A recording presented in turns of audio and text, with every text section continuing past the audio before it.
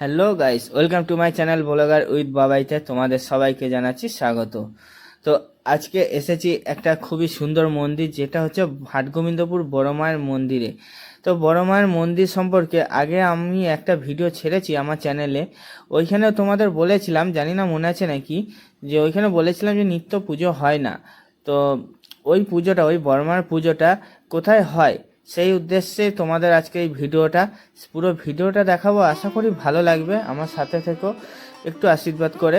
তো পুরো ভিডিওটা দেখো। তো চলো, এই হাটগোবিন্দপুরে দীপা মায়ের কাছে, অর্থাৎ যেখানে নিত্য পুজো হয় বড় মায়ের, সেই মন্দিরে আসতে গেলে কিভাবে আসতে হবে সেটা তোমাদের বলবো, পুরো ভিডিওর মধ্যেই বলবো। তো দেখো, এই যে রাস্তাটা দেখতে পাচ্ছ, এটা অ্যাকচুয়ালি মন্দির নয়, এটা অ্যাকচুয়ালি বাড়ির ভিতরেই তোমরা মন্দিরটি দেখতে পাবে। তো এই রাস্তা দিয়ে তোমাদের আসতে হবে।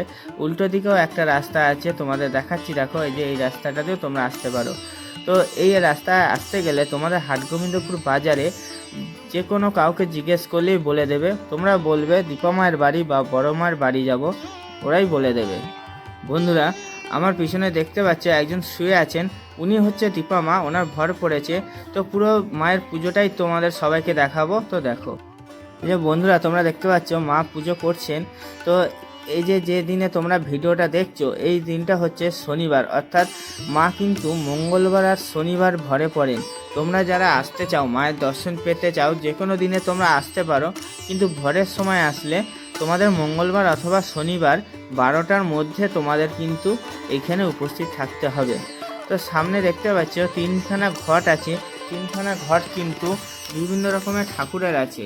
তো কী কী ঠাকুরের আছে তিনখানা ঘট, সেটা তোমাদের আমি বলে দেবো। যে প্রথমে বাঁদিকে যে ঘরটা দেখতে পাচ্ছ, যেটা হচ্ছে ভোলা মহেশ্বরের ঘট, এবং ওইখানে মা এখন পুজো দিচ্ছেন। আর যে ডান দিকের ঘরটা দেখতে পাচ্ছ তোমরা, সেটা হচ্ছে মা পদ্মাবতীর ঘর। আর সোজা যে ঘরটা দেখতে পাচ্ছ, মা এখন বর্তমানে পুজো দিচ্ছেন, তো ওইটা হচ্ছে বড় মায়ের ঘর। তো বড় মায়ের ঘরে মোট টোটাল তিনখানা ঘট আছে। তো এই মায়ের মন্দিরে মাকে পুজো করা হচ্ছে। তবে এই মন্দিরটা তো তোমরা বলতে পারো হাটগোবিন্দপুরে হাটতলায় ছিল, তো এখানে কিভাবে আসলো, তোমরা পুরো ভিডিওটা দেখলে তোমরা বুঝতে পারবে। তো চলো,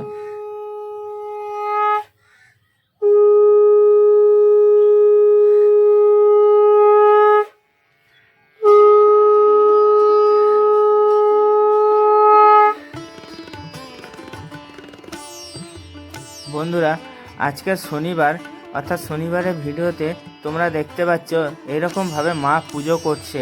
আশা করি মা প্রতিদিনই নিত্য পুজো এরকমই করে, কিন্তু শনিবারে যে পুজোটা হয় একটু অন্যরকম হয়, শনিবার আর মঙ্গলবার। তো ত্রিশূল হাতে নিয়ে মা ত্রিশূলের মধ্যে সিঁদুর পরিয়ে প্রণাম করছেন, মন্ত্র পড়ছেন। তো যাই হোক, পুরো ভিডিওটা দেখো, মায়ের পুজোটা তোমাদের আজকে দেখাচ্ছি, শেয়ার করছি। এবং এরপরে 1 টাকার বিনিময়ে তোমরা 1 টাকার অর্থাৎ 16 আনার বিনিময়ে তোমাদের কোনো অসুবিধা থাকলে সেটা মায়ের কাছে জিজ্ঞাসা করতে পারো। তো সেইগুলো তোমাদের দেখাবো, দেখবে, পুরো ভিডিওটা দেখবে, আশা করি ভালো লাগবে। তো তার আগে তোমাদের পুজোটা দেখাচ্ছি, কারণ পুজোর পর যখন মা ভর পড়বে, ভরের পরিবর্তে পরে 1 টাকার বিনিময়ে তোমরা নিজেদের অসুবিধাগুলো শেয়ার করতে পারবে মায়ের কাছে। বন্ধুরা, মায়ের পুজো দেখতে দেখতে কিছু কাহিনী শুনে নেওয়া যাক। হাটগোবিন্দপুরে বড় মায়ের একটা ভিডিও দিয়েছিলাম তোমাদের। ওই বড় মায়ের যে মন্দিরে ঠাকুর ছিল, সেই ঠাকুরটা নিত্য পুজো হয় না, কিন্তু ওই একই ঠাকুর এই দীপমার বাড়িতে আছে এবং এইখানে নিত্য পুজো হয়। কারণ হচ্ছে যে ওই দীপামায়ের বাড়িতেই প্রথম থেকেই ঠাকুর ছিল, কিন্তু কারণবশত ওইখানকার লোকরা, অর্থাৎ ক্লাবের লোক, পাড়া প্রতিবেশী লোকরা, ওই বাজারের মুখে, যেটা তোমাদের আগে দেখিয়েছিলাম হাটগোবিন্দপুরের হাটতলায়, ওইখানে মুখে মায়ের প্রতিষ্ঠা করেছিল। কিন্তু দীপামা যখন বাড়িতে আসেন, বাড়িতে এসে দীপামা 15 দিনের মাথায় মাকে নিয়ে আসেন, কারণবশত নিয়ে আসেন। তো সেই থেকে প্রায় 3 বছর, 3.5 বছর হয়ে গেছে। সেই থেকে দীপামা এনাকে, অর্থাৎ বড় মাকে পুজো দেন এবং নিত্য পুজো দেন, মায়ের সেবা করেন, মায়ের সাথে থাকেন। এই দীপামার বাড়িতে মা কিন্তু রাজপ্রাসাদ বা ইটের তৈরি গাঁথনি করা ঘরের মধ্যে থাকতে চাননি। এই দীপামার বাড়িতে মা কিন্তু তালপাতার একটি ছাউনিতেই বসবাস করেন। অনেকে অনেক রকম ফল লাভ করেছে, অনেক রকম তারা লাভবান হয়েছে। তাদের থেকে তারা ভালোবেসে মাকে কিছু দিতে চাইলে মা একটা কথাই বলেন, মা নিজে নেবেন না। যদি মা এই বড় মা যদি আদেশ করেন মাকে, তবেই মা সেই টাকাটা নিয়ে মায়ের সেবা কাজে বা মায়ের মন্দিরের কাজে ব্যবহার করবেন, নয়তো নেবেন না কোনো রকম টাকা। মা কিন্তু কোনো রকম টাকা নেন না এবং মা চায় সবার ভালো হোক। এবং তোমরা যদি শনিবার বা মঙ্গলবার আসো, তোমাদের অসুবিধা তোমরা মাকে বলতে পারবে, মাকে জানাতে পারবে। তার বিনিময়ে কিন্তু মা কোনো রকম টাকা নেন না, শুধুমাত্র মা 16 আনা নেন। 16 আনার বিনিময়ে মা কোনো অসুবিধা থাকলে সেগুলো তোমাদের বলে দেয় এবং আশা করি এর থেকে তোমাদেরই লাভ হবে। তো আমি চাইবো তোমরা একবার আসো এই মায়ের মন্দিরে, মাকে একবার দর্শন করে যাও বড় মায়ের মন্দিরটিতে। এই বড় মায়ের যে পুজো হয়, পুজো কিন্তু বড় মায়ের কার্তিক মাসেই হয়। কার্তিক মাসে পুজো হয়। পুজোর দিনে যে মুখটা দেখতে পাচ্ছ তোমরা মায়ের, সেইখানে মায়ের মূর্তি বসানো হয়। মায়ের মূর্তি বসিয়ে সেই দিনে মাকে পুজো দিয়ে যখন ভাষণ হয়, ভাষণের পর ওই মূর্তিটা ধুয়ে যায়, ধোয়ার পর আবার মায়ের এই মূর্তি, এই বিগ্রহ রূপটা মায়ের উপর বসানো হয়। তো এটাই থাকে, সারা বছর থাকে, শুধুমাত্র পুজোতে এই রূপটা সরিয়ে মায়ের মূর্তিটা বসানো হয়। তো দেখতে পাচ্ছ মাকে কত সুন্দর লাগছে।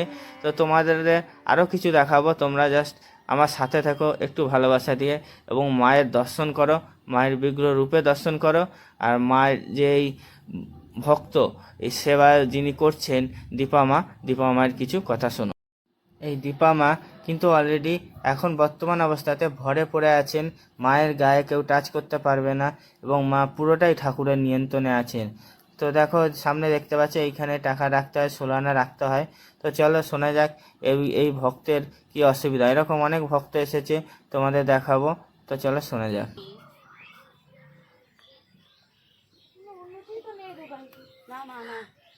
অশান্তি, হ্যাঁ হ্যাঁ, তো অশুভ শক্তি জিনিসটা দেখতে পাচ্ছ না মা? তো কাছে কাছে ঘুরে তুই দেখতে পাস? হ্যাঁ হ্যাঁ, তো কিছু জানাস না? বাড়িতে কোনো কাজকর্ম তো কিছুই করিস নিস? না করি না, একজনে বলেছিল, তো আমার একটু বিশ্বাস হয় না, বলি 5,000 টাকা নেবো। কাজ করার আগে তো টাকা অঙ্ক বলে ফেলেছি। হ্যাঁ তো বলেছি যে অত টাকা হবে, ঠিক হবে কি কাজটা? ও তান্ত্রিক বটে একজন। তোর বাড়িতে এসেছিল তো? হ্যাঁ, সে দেখে যাওয়ার পর আরো তো বেশি অশান্তি হচ্ছে রে। তো আমি কি করাবো কাজটা? না করাবো না, তাহলে আপনি ঠিক করবেন, যদি করেন তো ভালো থাকবে। তোর যদি মন হয় তুই এখান থেকে করবি, হ্যাঁ তাহলে তুই করবি। যদি বলিস যে তুই অন্য জায়গায় করবি, সেটাও করতে পারিস, আমি তোকে কোনো জোর করবো। তুমি যদি পারো তুমি তাহলে করে দাও। বাড়িতে কাজ কর, বাড়িটাকে বাগিয়ে নে, বেঁধে নে। হ্যাঁ হ্যাঁ, বুঝতে পেরেছিস? হ্যাঁ হ্যাঁ, কাজ করবি কি? হ্যাঁ আমি করবো মা, বলুন কি লাগবে না লাগবে, কি করতে হবে, তাহলে আমি আসবো। 5টা ঘোয়াটা আনবি, আচ্ছা 5টা ত্রিশূল আনবি, 5টা পেরেক আনবি, 5টা কড়ি আনবি, 5টা সুপারি, 5টা তেলি কাপড়, 5টা থান সিঁদুর, 5টা মহাতীর্থ সিঁদুর আনবি, 5টা জবা ফুল আনবি, লাল জবা নিয়ে আসবি, রূপ বাতাসা নিয়ে আসবি, ধুনো সর্ষে নিয়ে আসবি। তোর যতটা জায়গা তুই ততটা করে সর্ষে নিয়ে আসবি। বুঝতে পেরেছিস? হ্যাঁ হ্যাঁ হ্যাঁ। তো দুটো বাড়ি আছে মা, এই বাড়ি একটা ওই বাড়ি একটা। তুই কোন বাড়িতে বসবাস করিস? আমি দালান বাড়িতে করি আমি। বন্ধুরা তোমরা শুনতে পেলে যে 1 টাকা অর্থাৎ 16 আনার বিনিময় মা যে ভরে পড়েছেন, ভরে বিভিন্ন রকম যারা ভক্তরা এসেছেন তাদের যে অসুবিধা সেগুলো বলছে এবং তার নিবারণ বা তার উপায় কিভাবে কি করলে সুবিধা হয় সেটাও মা বলে দিচ্ছে। তো যাই হোক, এরকম ছবিটা এরকম করার একটাই কারণ, অনেকে অনেক রকম কারণবশত এসে থাকে, কেউ জানিয়ে আসে কেউ না জানিয়ে আসে, তাদের যাতে অসুবিধা না হয় সেই উদ্দেশ্যে ভিডিওটা এরমভাবে তৈরি করেছি। তো যাই হোক, আমার বন্ধুরা যারা আছো, যারা আমাকে সাপোর্ট করো, তারা কিছু মনে করো না, কারণ এটা পুরোটাই তৈরি করা হয়েছে ভক্তদের সুবিধার্থে। তো চলো আর কি কি হচ্ছে মায়ের দর্শনে সেগুলো তোমাদের দেখাচ্ছি। দেখলে মানে খুব রেগে যায়। তোর প্রতি জ্বলিয়ে দিয়েছে, বুঝতে পেরেছিস? আর আমি এর জন্য অনেকটা খরচাও করেছি, কিছুই তো হয়নি। কিছুই হয়নি। পয়সা কি? তুই তো দিল্লিও জ্বলে যা, হ্যাঁ, তোর প্রতি কোনো টানটাই নেই। না নেই। প্রথম থেকে একই তো অবস্থা। হুম। তোর সব তুই তো থাকে রে, হ্যাঁ, তোর কাছে তো থাকে। না আমার কাছে থাকে না, আলাদা। আমি চলে এসেছি, ঝগড়া মারপিট অশান্তি প্রতিদিন করতো। খুব অশান্তি হয়েছে, বাড়িতে খুব। শান্তি নেই। না, আর আমার দোকানদারি চলে না, কাজও চলে না ঠিক মতো। তুই তো সেই কাজে মন দিতে পারিস না, তো সব সময় তো অশান্তি মাথায় চিন্তা ঘুরছে। হ্যাঁ, ওকে কিছু খাওয়াতে পারবি? খাওয়ানো তো মুশকিল, ও আলাদা থাকে, আমি আলাদা থেকে দূরে থাকে। না যাও গেলে পরে ওই আরো তো বেশি আচ্ছা দেখছি। আরো আচ্ছা দেখছি, দুটো চোখে দেখছিস দেখে তুই। হ্যাঁ, কি হবে না, দূরের জিনিসটা একদমই লক্ষ্য করতে পারিস না। একদম পারে না।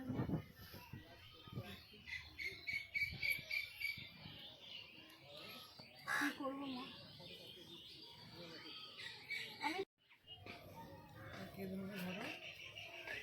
মা আমি অনেক কিনছি না নন্দীগ্রাম থেকে। পয়সা দিন আগে। আমার ঘরটা একটা বিভ্রাট কেন হচ্ছে মা?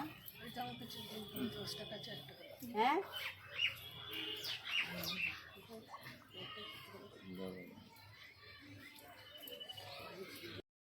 বন্ধুরা, যে মায়ের কথা হাটগোবিন্দপুর হাটতলার কথা বলা হয়েছিল সেই মাকে তোমাদের দেখাচ্ছি। আগের ভিডিওতে তোমাদের দেখিয়েছি, তাও আরেকবার দেখাচ্ছি। এই মাই আর দীপা মায়ের মন্দিরে যাকে পুজো দেওয়া হচ্ছে, যে মাকে পুজো দেওয়া হচ্ছে দেখেছো তোমরা, সেই মা, দুটো মাই এক। এটা বড় আকারের আর ওইটা একটু ছোট আকারে, কিন্তু দুটোই বড় মা। দেখতে পাচ্ছ, দেখে মুখটা দেখে বুঝতে পারছো এটাও বড় মা। তো আর বেশি বাড়াবো না বন্ধুরা। তো আর এই যে এটা জায়গাটা যে দেখতে পাচ্ছ, এইখানেই মাকে ভাষণ দেওয়া হয় যখন মায়ের পুজো হয়, পুজো হওয়ার পর, অর্থাৎ কার্তিক মাসে। তো যাই হোক, এইখানেই রাখবো বন্ধুরা। বলবে কেমন লাগলো ভিডিওটা অবশ্যই জানিও। তোমাদের সব কিছু প্রমাণ সহ দেখালাম, বিশ্বাসটা নিজের উপরে আগেও বলেছি, এখনও বলছি। অবশ্যই এসো, মন্দিরটা দর্শন করো, বড় মায়ের মন্দিরটা দর্শন করো, খুবই ভালো লাগবে।